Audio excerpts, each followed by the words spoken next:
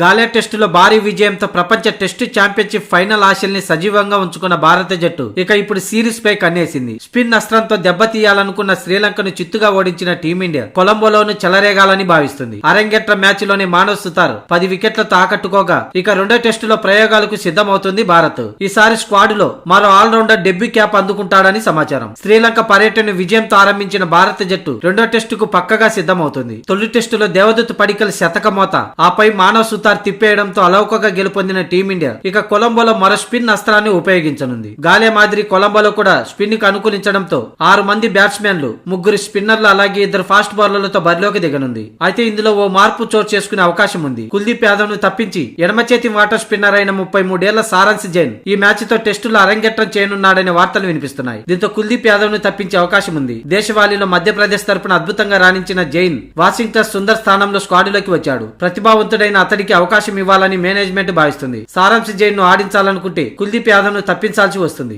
గాలే టెస్టులో ఈ చైనా మ్యాన్ బౌలర్ 25 ఓవర్లలో 103 పరుగులిచ్చి 1 వికెట్ మాత్రమే తీశాడు. దీంతో కుల్దీప్ ను పక్కన పెట్టడం దాదాపు ఖాయమనిపిస్తుంది. దీంతో జట్టులో మిగతా ప్లేస్ లో ఎటువంటి మార్పులు ఉండవు. ఈ నెల 23 నుంచి ఈ రెండో టెస్టు ప్రారంభం కానుంది. ఇక Saransh Jain first class cricket record బట్టి చూస్తే 54 మ్యాచ్లలో 188 వికెట్లు తీశాడు. Bowling average 27.30. ఇక 5 వికెట్ల హల్స్ 10 ఉండగా రన్స్ 2223 పరుగులు చేశాడు. బ్యాటింగ్ యావరేజ్ 31.75 గా ఉంది. రికార్డు పరంగా బాగున్నా వయసే అధికం. అతడికి 33 ఏళ్లు. ఇక ఓపెనర్ గా జైస్వాల్ తొలి టెస్టులో రాణించకపోయినా అతడు రెండో టెస్టులో రాణిస్తాడని ఆశాభావం టీం మేనేజ్మెంట్ లో ఉంది. దీంతో కేఎల్ రాహుల్ తో జైస్వాల్ మరోసారి ఓపెనర్ గా బరిలోకి దిగనున్నాడు. ఇక ఫస్ట్ డౌన్ లో దేవదత్ పడికల్, ఆ తర్వాత captain Shubman Gill batting order ఉండనుంది. ఇక మిడిల్ లో రిషబ్ పంత్, ఆ తర్వాత జూరెల్ బ్యాటింగ్ ఆర్డర్ లో రానున్నాడు. ఇక 3 స్పిన్నర్లు జడేజా, మానవ్ సుతార్, సారాంశ్ జైన్ లకి ప్లేయింగ్ 11 లో ఉంటారు. అలాగే 2 ఫాస్ట్ బౌలర్లు సిరాజ్, ప్రసిద్ధి కృష్ణలు. మొత్తంగా ఈ తుది జట్టుతోనే రెండో టెస్టులో టీమిండియా బరిలోకి దిగనుంది.